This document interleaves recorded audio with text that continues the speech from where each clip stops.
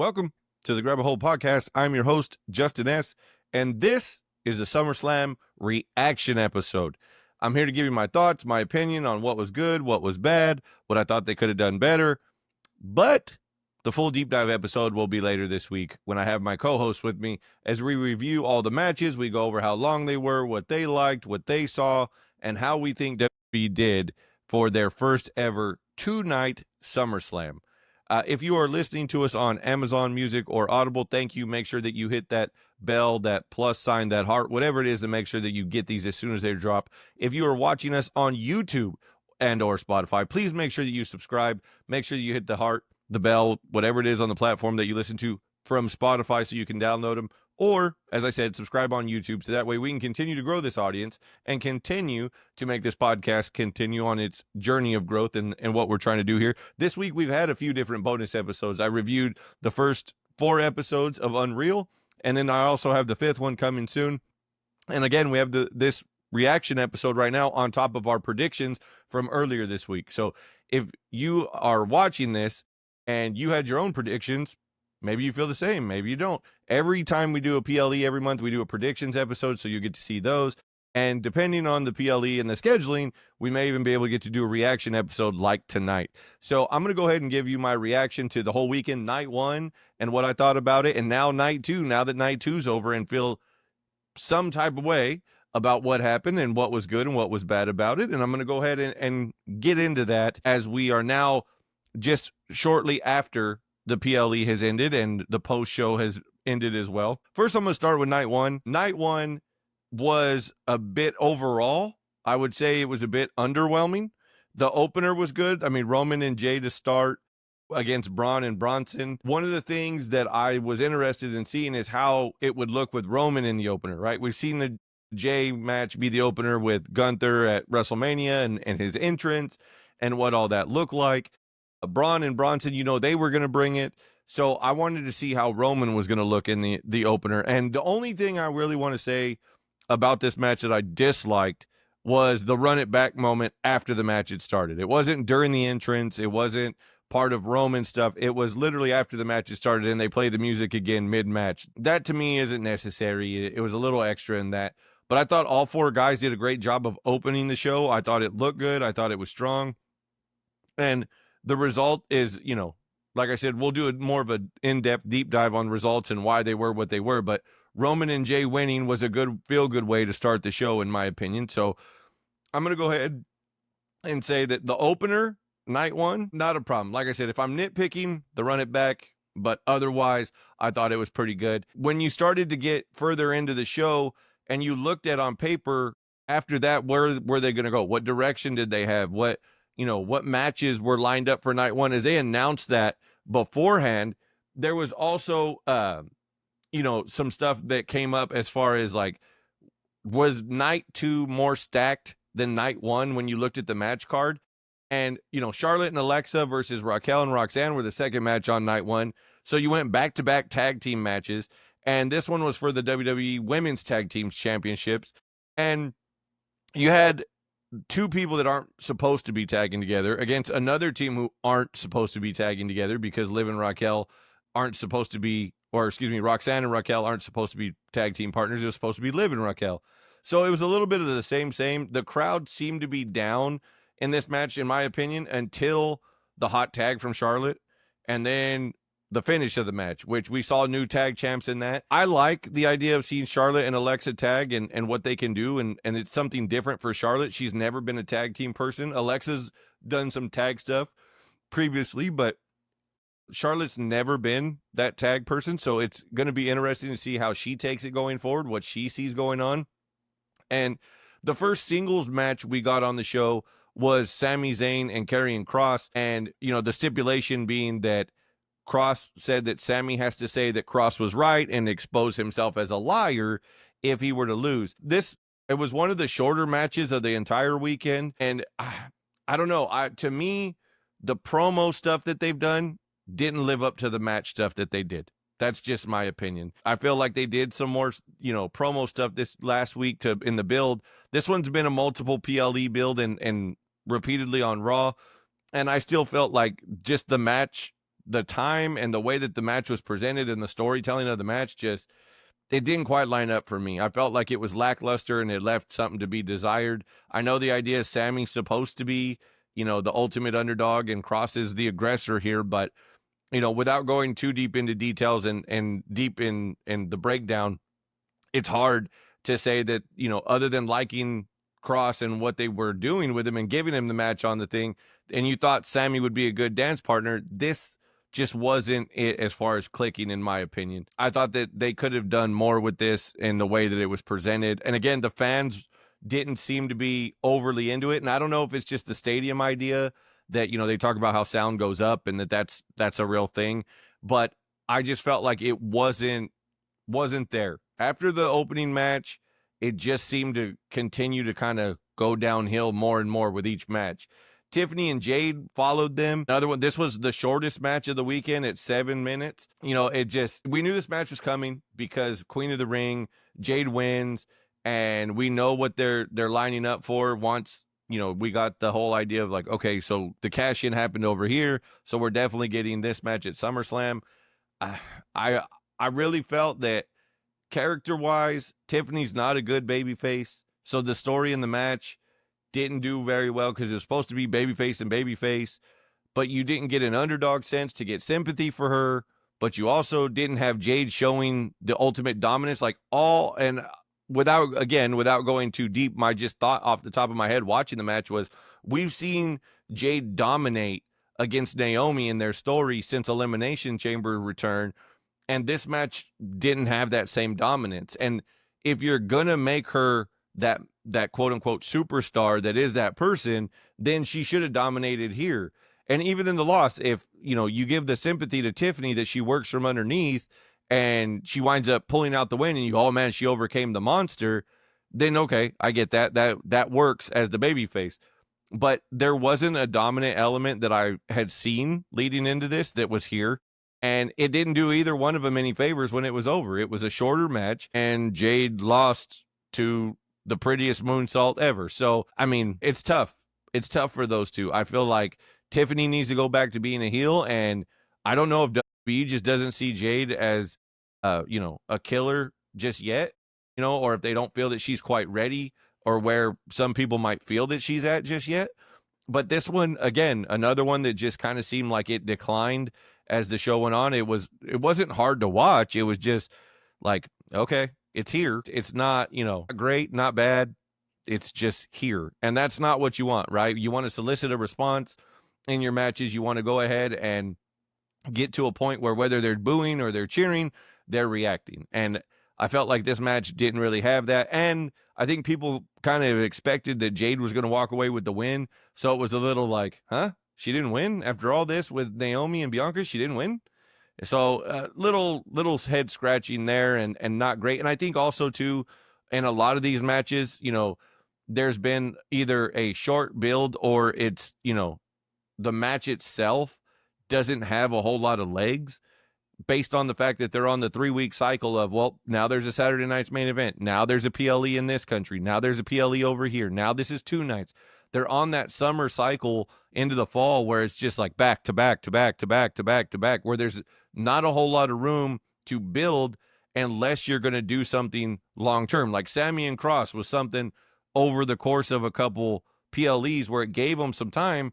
I just didn't feel that they executed it well as they might have liked to.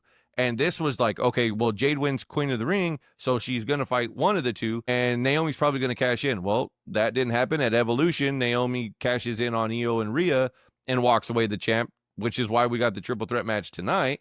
So you go, okay, Jade and Tiffany's definitely happening. But there wasn't a whole lot of stuff that made you go, oh, I definitely want to see this. I definitely want to see where this goes. So that was a little rough, and it's rough for Tiffany because that's over too. I'm not saying that her Trish match was bad at Evolution, but I didn't really see the reason why they were having the match. I mean, I get that Trish is a legend and what that was doing, but now you have somebody in Jade who could potentially shock people where you put the title on her and you make her a dominant monster. She looks like a damn superhero aesthetically, but they didn't do that. And they didn't elevate either one of them with this match, so it was disappointing. Jelly Roll Randy Orton taking on Drew and Logan. That one I thought was really cool because not because of the work rate of the match or anything like that, but most celebrity matches are designed kind of with a carbon copy of the celebrity stays out and then shocks people with some like big spot or big movement, and it really gets people to be like, oh, look what they did, like knowing that, they probably practiced that move a lot that week, or they went over that a lot leading in. And instead they told a different story with Jelly Roll here, where he stayed in. He started and he stayed in, where he was like, let me do this. Let me show you. Let me do that. And he took the beating from Drew and Logan the majority of the match, building to Orton, which I thought was cool because that's not what you see most celebrities do. I mean, obviously they had the viral moment with Logan jumping off from the post all the way to the table like he does and landing, I mean, pretty dead center on Jelly. Shout out to him for taking the bump. That it was a wild bump in itself just to see what he was willing to do. And then he took a frog splash in the finish. So, I mean, back-to-back major shots to the gut. And, even losing. I mean, I don't know who makes that decision there, if it was changed, like some of it's being reported. But if the idea was like, well, if he's doing this, he should win because it's the feel good. It gets the eyes on us if he wins.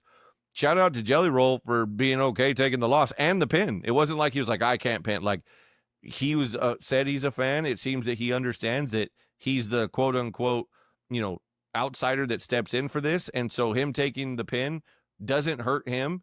And it keeps Randy protected of that he didn't get pinned. So shout out to Jelly Roll. I mean, I'll say this. I would much rather watch Jelly Roll on every PLE from here through the rest of the year than see Travis Scott step back in a WWE arena, let alone a ring, ever again. So shout out to Jelly Roll for taking the bump and for also, being willing to be okay with himself, to be like, I don't care about getting pinned and losing. This isn't my thing. This is their thing. Let me do the right thing for them. Fun, viral moment. It wasn't meant to be a huge 5-star match. And I feel like it got some crazy reactions with what they did with Jelly Roll and Logan and those guys. And Drew and Logan as a team is fun. Like the way that Drew's already a troll with things, and then Logan feeding off of that as that mouthy prick, they go well together. It really does work. And I look forward to seeing which one's going to turn on the other to see, who has their own best interest in mind and not the team's interest in mind. There were literally only 6 matches on the show, but I felt like, it being only one of the matches that was added outside of a normal PLE schedule, as far as, normally it's 5 and then they move on. I thought 6 was a good thing. It was a good sweet spot for going 3 hours almost on the dot. And I thought that 6 was good. There wasn't too much filler. It wasn't wildly extra, but it was fun and it kept things moving pretty well, as far as like even the matches that I didn't find extremely entertaining. I thought that 3 hours for the whole show was good. The main event being Punk and Gunther. This match, I know there were some people last night that were kind of like, this match could have been better, but it was okay. I liked it. It was more of a traditionalist type wrestling match. So if you like a regular wrestling match, it doesn't have a whole lot of high spots, it doesn't have a whole lot of dives, flips, and shit like that, and you still like that style and the story that they told, then this was the match for you. Because if I'm off the top of my head, I think the only dives that they did was Gunther's splash and Punk's elbow off the top. I don't think they did anything else off the top of my head. So I thought that was good. I thought they had a great match where you saw Gunther just chopping away, just beating Punk down, where Punk, is the older veteran. It was like the new young lion going after the old lion. And I even said this in the circle of people that I talk to with wrestling, whether it's Discord or my other friends that, the co-hosts on the show, that I said this was the Rocky IV story, that Punk keeps taking the beating. And then he realizes when he gets Gunther and he bleeds, that he bleeds just like us. That's the Rocky IV story with Drago, right? That he takes a beating. He's unbeatable. You can't take him out. And you just keep getting beat down. And then he nicks him and his eye starts bleeding. And the corner tells him he bleeds just like you. He bleeds just like you. And then that's where the match turns. It was the same thing here. Once, Gunther got cocky and he winds up bleeding off the spot on the table, all of a sudden Punk makes his comeback and it starts getting crazier. And you see how hard it was. You see what was going on. And Punk finally gets him and gets the win. And you see how emotional he was. And I want to say this. I mentioned this to a couple people about the Unreal show, that seeing the emotions of Punk and Triple H and what they expressed at that, debut of Netflix and how that was important and how it was important to him to be a main event guy and to go out and kill it, and including the triple threat match at WrestleMania, and how, all emotional this was for him at WrestleMania. And now he's in the main event at SummerSlam. He shows this emotion when he wins, and it's like, I feel like this is some grown man shit. Maybe it's because I'm older now and that, like, I'm a dad, and so it's different that when I see somebody who works so hard and does what they do to the best of their ability to try and accomplish something, and they reach that goal, and you see how much it means to them. You see what they've gone through, because Punk's, not somebody who's quietly done things. He's always been up front in the headlines. He's always been loud in the way that he operates when it's, about him. So from that perspective of seeing that emotion, it made me somewhat emotional. It makes you as an adult, I feel like, invest more into those guys as a fan, because it feels real and honest that they're having a very real moment. That you hear stories of guys that have won the title or won the title in the main event of a WrestleMania, where they say there's a lot of things that are scripted or predetermined, but winning that title and having that moment where you realize that the company has hitched its wagon to you is about as real as it gets. And for a guy who had gone away and has done the work that he's done since he's come back to the WWE, not only do I think that AEW fumble fucked that situation up, but I also think that his run in the WWE this time around has been better than the first time. And I think maybe it's just because of older age and understanding, the business better and understanding how to tell stories better. But I mean, it's hard to argue that this isn't a better run than the first time. I mean, you look at the stuff with Seth that's still ongoing. You look at the stuff with Drew. He got a nostalgia match with Cena and Saudi. I mean, there's a lot of things here that you can argue are better than the first time around. And I think this was another example that you can say, oh, well, there was that epic moment at the end where, Seth cashes in and gets it back. Yeah, but he was the champion. He held that title over his head. I hope that they put it back on him for real, even if it's only for, a week or a month, where we get to see him wear the title as the champion. But for me, I feel like it was a emotional moment for real, and it made me want to root for him even more than I already do. It's been noted on this show that I'm definitely a Punk guy, and I think that that's part of the reason is he's authentic. He's himself turned up for, when the camera's on. He's talked about his issues and how he works on himself and what he's trying to do differently, or what, anxieties he deals with. It's all real things that he's being honest about. And that's what people gravitate to. I'm one of those people that has gravitated to him about, probably the end of his first run all the way through coming back to AEW. And now, I mean, I've been on this show, I've been a Punk guy. So from the beginning, so I want to say that moment was awesome. And then to see his facial expression when you heard Seth's music. And again, I have a lot to say about this Seth stuff and about how this was reported and whatnot, but that's going to be saved for this week later on when we do the Fallout episode from SummerSlam. What I will say is excellent job by WWE to execute, to have people talking. If this is the new way to do kayfabe, then so be it. You had people speculating, you had people guessing, you had people assuming, you had people who thought they knew who didn't know a damn thing, and you had people who assumed they knew off of a guess, ready to say, I told you so, when they didn't know shit either. So shout out to WWE for executing this with Seth and making it a thing where he proved that what you thought you knew, you didn't know at all. And for Punk to show the facial expression of like, oh, fuck, it's him. And people to just kind of think, and the commentators were putting it over like, hey, this is just him. It's hanging over his head now. Punk's the champion. Seth could cash in on him anytime. And then you see the cash in, and it's like, oh, shit. Like, yeah, and I laughed. I had a couple text messages that was like yelling in the group there, get out of the ring, get out of the ring. I love the fact that like they are quickly have become Batman and Joker, that they need each other, that their hatred for each other is real, but they need each other. And that this is a continued thing. Like the Gunther match with Punk it was about wrestling. It wasn't about hatred. It's about, I'm going to show you that I'm better than you and I want to be the champion. And I'm doing it for everybody that chanted my name and wanted me to come back. This was, I'm ripping this moment away from you.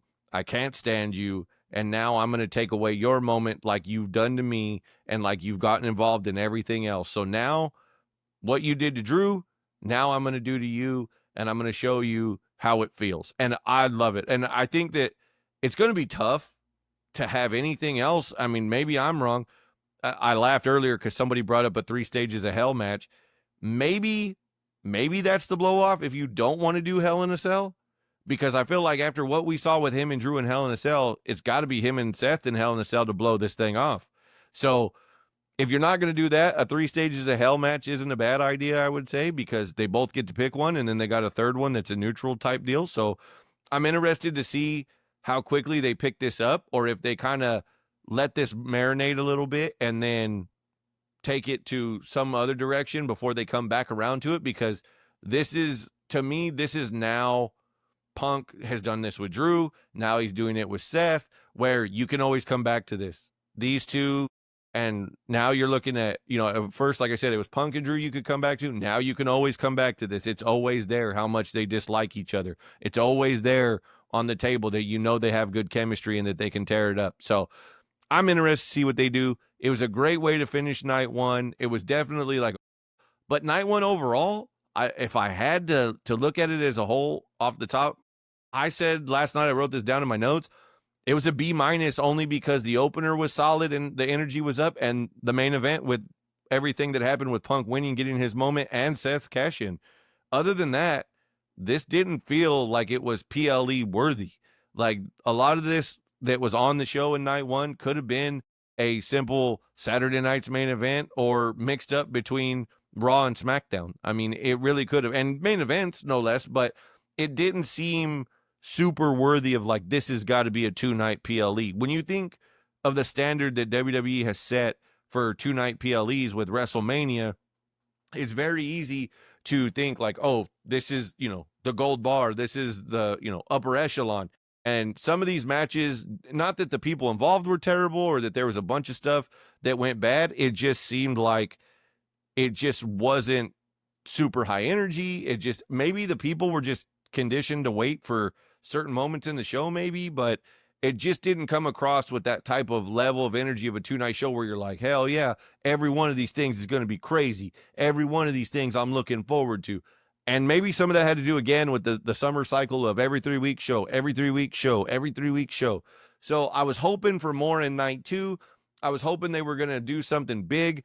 And they opened the show with the triple threat match with Rhea, Naomi, and Io Sky. They pointed out that Naomi's dad got to play her to the ring. Super cool moment for her. Shout out to her and her dad. And this match was good. I loved the match as a whole. Again, Rhea and Io in this match put in another triple threat match, same as WrestleMania, different third person, and it delivered again until the finish. I thought that the finish was weak. I thought that for everything they had done, I get the storytelling, like Rhea being the person that can't be Io, even though she has her right there every time in the triple threat match. Then, Naomi steals it. I get it. Again, it fits the story quite well. But for it to be so much just to end in a roll up, that seemed like okay, that wasn't very much of a big deal. I'd have rather seen her get thrown out of the ring and steal her cover, or hit her with her own finish and then cover Io because she was already down. So that was the only thing nitpicking about the opener in night two. I was optimistic that night two was going to be better with that as the opener, but I was a little apprehensive in the back of my mind. That's the same way that night one started, was the opener was a killer. So night two, the beginning, I was like, all right, cool. The crowd seems to have more energy too. It seemed to be that they were on top of things. And when I thought about the matches on paper, it definitely seemed once, I sat down and looked at it, that night two definitely had the more gimmick matches. It had all the extra stuff. So it was okay, are we really going to just continue to do, crazy match after crazy match after crazy match? Because only Dom and AJ was the straight up one-on-one match. And then the triple threat match was, one that didn't have interference. So it was okay, what are we going to get? How much of this stuff, how much crazy can you get? The TLC match had 6 teams in it. Normally there was 3, maybe 4, but 6 is a lot. That's 12 people. This match had a lot of interference. It was chaos. There was a lot of things going on. There was roughly 15, 16 people in this match, give or take, including the interfering people. I think that it's a chaos match and it's meant to be a car wreck. It's not meant to be logical. And it's hard to keep up with that many teams. It's hard to keep people involved. There's a lot of laying around in that to give people these other moments because they want to be front and center. They don't want to be missed. It was fun. I mean, they went on a streak where they just went ballistic of huge spot after huge spot after huge spot. And I think that that's okay if you're having a show that is like, oh, wrestling, crazy chaos, wrestling, street fight. But there was a lot of these things on there. The biggest thing that was different here was the ladders and the tables. That was the biggest thing that the amount of tables, I should say. But overall, I thought it was fun. And again, it's the buffet idea, right? You give everybody a little bit something different. This fit that bill of something different, and it was cool. The next match was probably my least favorite match, and especially when you look at how everything went tonight and how it was timed out. Becky and Lyra in the no DQ, no count out thing. I expected involvement from Bayley. Like I mentioned that on the predictions episode, but this match just drug the fuck out. It was so long, and they just kept pulling more shit out and trying to do more shit. It didn't make the match better. It didn't enhance them. It didn't. The finish was okay for what they're doing with those three, but it didn't help anything to just drag that match out 25 minutes. Literally, it was 25 minutes long. It was only second to the main event. I mean, it was wild. I sat through that match going like, is this over yet? Like, are we almost there yet? I'm not impressed with what these two could do for each other when the match drags like this. This wasn't a good wrestling match and some use of weapons. It just went insane. They did the Usos New Day spot in it where they did the hands over the post and just went crazy with the kendo stick. And then they went back. They did the zip tie on the hands, and that was messy. And it was a lot. It was a lot on a night that didn't need more. And so I feel like this was probably my least liked match of the weekend as far as ones that had the potential to be solid. I haven't liked this feud per se overall. I thought that like what they do is okay, but I thought, man, like this could be something really fun for the two of them. And this thing has gone on to a point where I'm like, oh, I guess it wasn't. Bayley involved makes it a little more interesting, but outside of that, these two need to get the fuck away from each other as far as possible. Lyra needs some help. I thought there was early in this feud, they had some moments where she showed some fire and it really brought it out of her. But between her and Becky, maybe it's just, bad chemistry on the mic with each other, or Lyra's still learning. But I haven't seen the Becky that makes me interested in watching her wrestle, and I haven't seen Lyra blow me away where I'm like, oh, I got to see that. So these two just need to be done with each other and move on, and Lyra and Bayley do their thing and Becky go do something else. I mean, I would prefer Becky and Bayley do their own thing and let Lyra run off with the championship and deal with that, but I guess that's not what they're doing, so we'll see what happens. But again, this one, it was tough. It got tough after a minute. Solo and Jacob in the cage. I like Solo's new gear. I thought that the match seemed to be shorter than what I thought it was going to be. I mean, it wasn't a terrible short match, but it was shorter than what I thought it was going to be. There was a lot of interference again, and some of it I thought was like, okay, I get it. But they did a quick handcuff spot on Fatu. And I think that maybe Lyra and Becky's time went so far over that they had to shave some shit off of this match, possibly, knowing what was ahead. But it was like, okay, so now we've kind of taken a turn. We went from really good open to wild TLC to now we're on the downswing with Becky and Lyra. And then this match was just, all right, like, this is not great. Somebody said on Discord during the show, Jelly Roll really put on a better match in his tag match than Jacob and Solo. It's hard to disagree with it. At least they got, a story told. At least there was things that made a lot of sense, and it wasn't just a jumbled up mess. Dom and AJ were the only singles match on this show, and this one went bizarre. The match should have been great, but it was bizarre because Dom shows up, does his normal thing, and then AJ shows up dressed as Eddie Guerrero in a lowrider, same gear, in his own variation with his name on it and stuff, but literally everything to Eddie to a T. They did some stuff with Eddie where, the spots that he used to use with the chair spot, pretending that he got hit. They did the thing with the loose shoe that he did with Kurt at WrestleMania 20. It was a weird way to integrate Eddie into any of this. That's not Styles.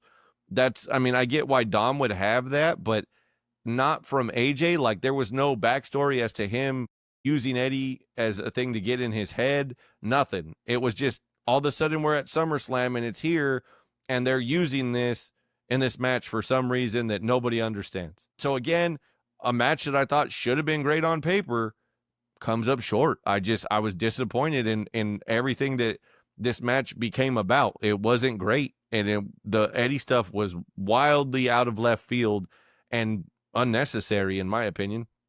But then we got to the main event, and the main event was something that I thought, they keep talking about big things. Cody's mentioned in interviews that, like, we're going to do something fun, all this stuff. There was, again, speculation and talk. There was a lot of speculation that there was either going to be a double turn, or that Cena's babyface turn on Friday was, just for no good reason other than to trick people. And that now, he's going to hold on to the whole, heel persona for a little longer. Turns out that's not true. For some reason, they decided the Friday before was the reason to do it and change it. I have a hard time with the reasoning of why you did this. It really, and again, I'm trying not to go too deep on this because I got a lot of shit to say now and get off my chest about what this did coming out of Elimination Chamber to WrestleMania to how we got here, and how much different that fucking looks without the inclusion of The Rock and fucking Travis Scott. There was a lot better ways to do that shit. I can get into that later when I podcast with the guys. But for what I'll say now is this match is what you hoped these two would have, which was good. And this was said, Damian said this in our text message thread. It was intentional for 41 to be bad, which also helped make this look good. I hear you, but it was unnecessary. I said this when it happened. Trying to be bad isn't necessarily a good thing just because you executed looking shitty. That doesn't make it a good thing or a good reason to justify, well, no, they had to look bad, so this would look good. No, this match was going to look good either way. I felt like, Cena was working his ass off. He did a really good job. There was a lot of fun stuff in there. You could see it conflicted Cody. There were moments where he really was like, oh, should I do this to him if he's still the good guy? There was a lot of, physicality, which I thought was really good. They didn't shy away from that. And overall, I expected this match to be an extended amount of time, but I think a lot of people were expecting to see somebody show up in the match because it was a street fight. And out of the matches on SummerSlam, literally, you had TLC, so no disqualification and weapons. Becky and Lyra, no disqualification, no countout, weapons. You had Solo and Jacob inside of a cage, no disqualification. Then you had Cena and Cody in the street fight. So, literally you had match after match after match that was no DQ, could have interference, no DQ. So I was glad to see that they didn't do interference in this match unnecessarily. And it seemed to be that the match was paced well. Like, it didn't feel like 37 minutes. It felt like they did a good job. It felt like things moved along nicely. And I thought that they told a great story in the ring of these two guys just not wanting to quit, that they wanted to get after it. They wanted to see who the better man was. And it was a great way to go. Cena's dates are limited going left. He's at 11, 12 dates left maybe. So he's got a limited amount of time.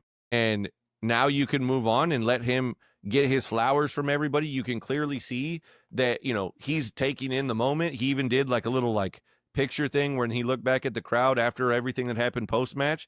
And I think, for a lot of people, the surprise of what happened after Cody gave John the ring, nobody, not one person had that on their bingo card, that Brock Lesnar would be returning. I audibly yelled, holy shit, in my living room when I saw it happen. A lot of people texted me saying, hey, how? He's in the lawsuit with Vince. How is this possible? A lawyer somewhere said he was okay. There had to be some sort of clearance.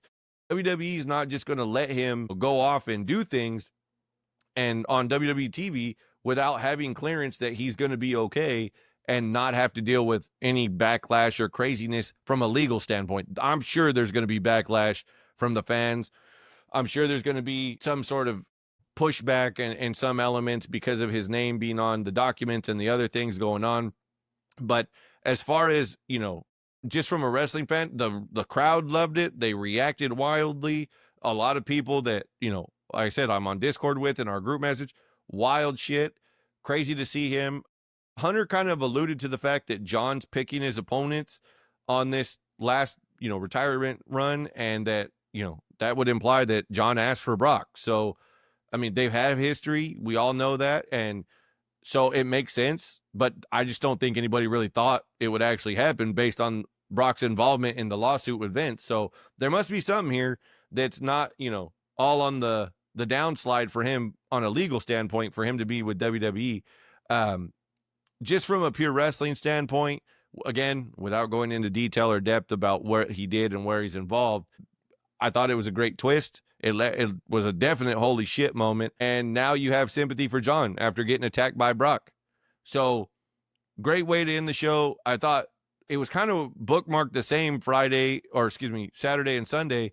The opener was really good. The main event left you in astonishment, but in between was just kind of there or really dragged. And unfortunately, they've already announced that SummerSlam will be 2 nights again in Minnesota next year, same weekend.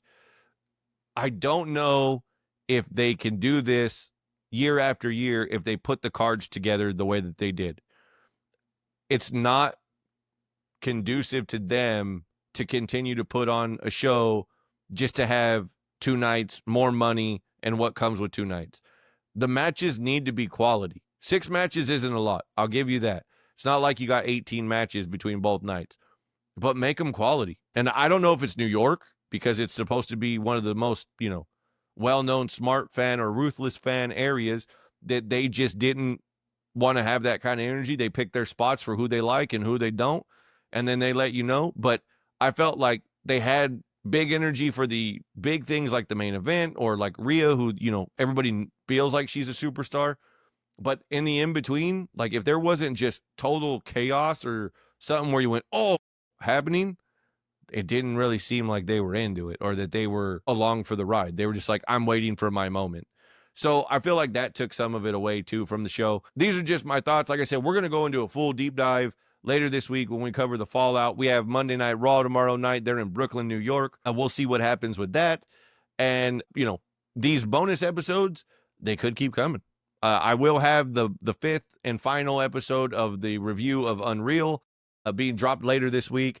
And then once again, as I said, David and Damien, hopefully both of them. If not, it will be just me and Damien trying to make this happen of our fallout from our predictions. I'll give you guys a record from our predictions. I'll give you guys what we thought as we were texting and where we think things are headed. As now it is very apparent that WWE wants SummerSlam to be the WrestleMania tentpole event of the summer. So you got WrestleMania in Easter. Now you got SummerSlam in August as WrestleMania of the summer, which makes me think, what are they going to do with Survivor Series? Does that mean that Survivor Series is going to be the WrestleMania of the winter and fall time to kind of get you hyped again? Is that the cycle that we're going to be on?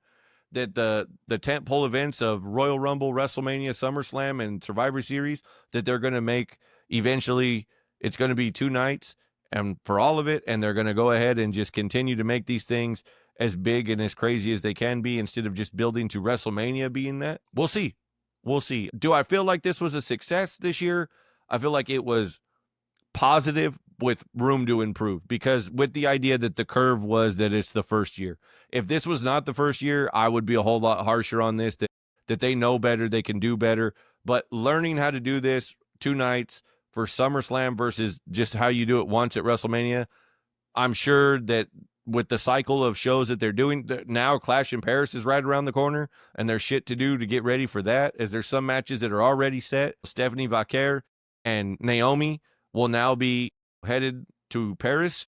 I mean, there's already things that are in place, so that's going to be right around the corner again, and we're going to do it all over again here in about 3 weeks. So the cycle and the hamster wheel keeps running.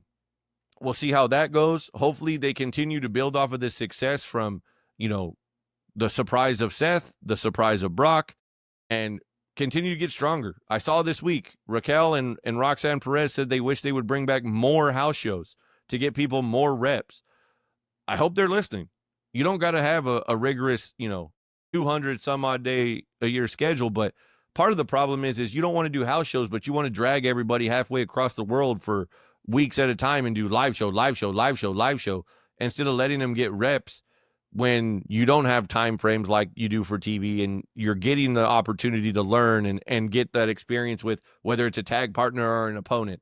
I know that there's a very genuine worry that if you're doing a house show in the social media age, that those matches are happening on house shows that you're seeing on pay-per-view. So you're like, oh, or PLEs rather.